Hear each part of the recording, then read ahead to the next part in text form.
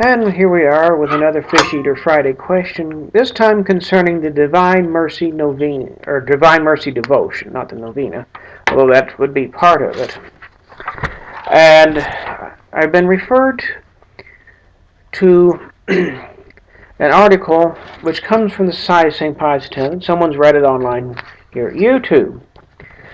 And this one is opposed to the devotion. And it starts out, and the person asking me is wondering, okay, why are you promoting the devotion if it's been condemned?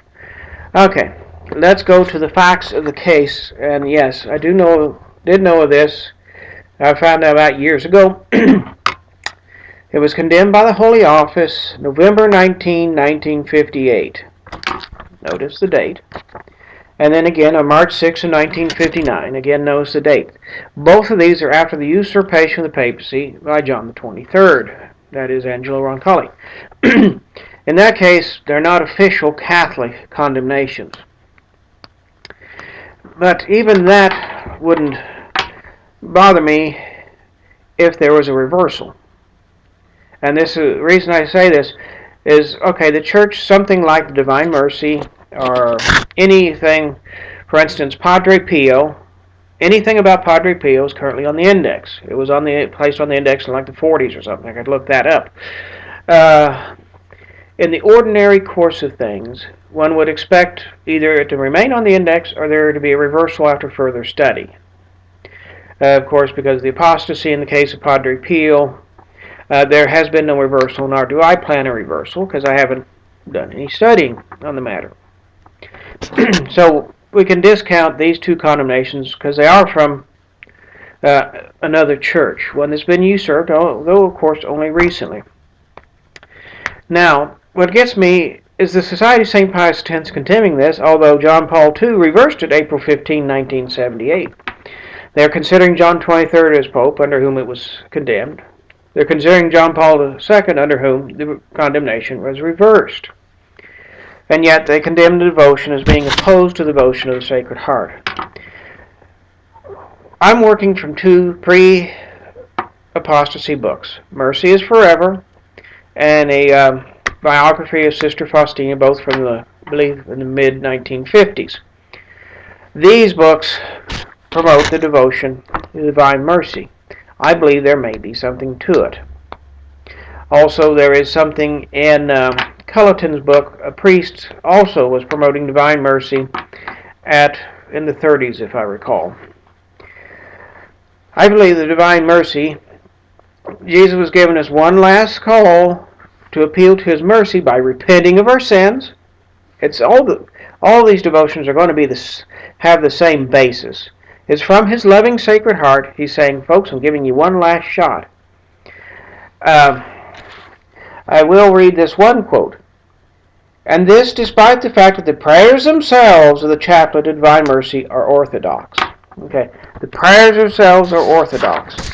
Now, you can read on into here, and it's kind of funny how it shifts gear. They start quoting from Sister Faustina's diary. I do own a copy, being that it was printed so long after the apostasy, I've never bothered to read it. And so, if this stuff is true, then there is something wrong with Sister Faustina. And I say if, because I don't know if someone has monkeyed with the translation. What I am promoting only are the things from the pre-1958 books. The Chaplet, I use the translation in the book, the pre-58 book, not the one that everyone else uses. They might be the same, I haven't checked. And the Divine Mercy Novena. Those are the only two things I use. I use nothing from this diary. Somewhere in my library, it's probably not moved yet, because I went looking. None of my Divine Mercy books are on the bookshelf, so they haven't moved across yet. So I believe there's something in Divine Mercy Novena. Now, I can also see where it could be dangerous and misused.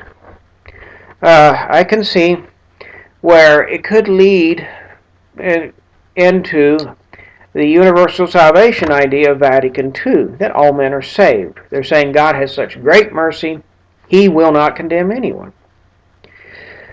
But God, it's not really God that condemns us. We condemn our own selves by our willful refusal to do His will in serious matters. It's called mortal sin. We studied about it in the Catechism. And so, if you take a false interpretation, you can place that on this devotion. And I even thought about that myself long ago. Said, all right, they may be promoting something false, but I still saw something in the actual devotion itself and in the two books I read. And mind you, I did not, and I don't plan on reading this diary because I don't know how accurate it is. Whether it's even what she said. It could have been messed with. So I see nothing wrong with the chaplet and novena, as I have used the faithful translations pre-58. I do see there could be problems with anything after 58, the condemnations, especially anything connected with Carol Wojtyła, who is soon to be placed in the conciliar church heaven. Not in the true heaven, but in the conciliar church one, because he will be canonized.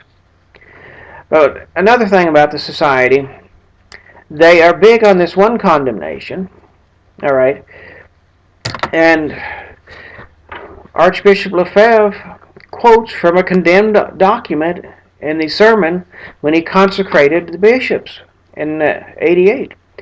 The secret of La Salette was duly condemned in several documents about a century ago coming from the church. The versions that are circulating, you cannot trust them as being accurate. We just don't know. Well, they're on the index. We don't read them. And until the church sees fit to reverse that condemnation. So here is the Society of St. Pius X is again sifting. I like this, we keep it. I don't like this, it's not traditional. That's not who judges. The church judges. And the church has judged that the versions of the Secret of La Salette in circulation are to be placed on the index and not read by anyone. Therefore, they should not be quoted by an archbishop in a sermon, especially one of such great moment. And so, as far as I'm concerned, I'm quite comfortable with saying the Divine Mercy Chaplet, making the novena, as long as we keep it within Catholic theology. And that was the whole basis of the book, Mercies Forever. It is on Amazon. You can go over and get a copy if you want and read it for yourself. This priest is defending Divine Mercy. No pronouncement had been made at the time, so it was still an open question, and I do not plan on taking it any further. I'm giving you merely my private opinion based upon the information I have. And so, as you eat your fish, enjoy yourselves. God bless you.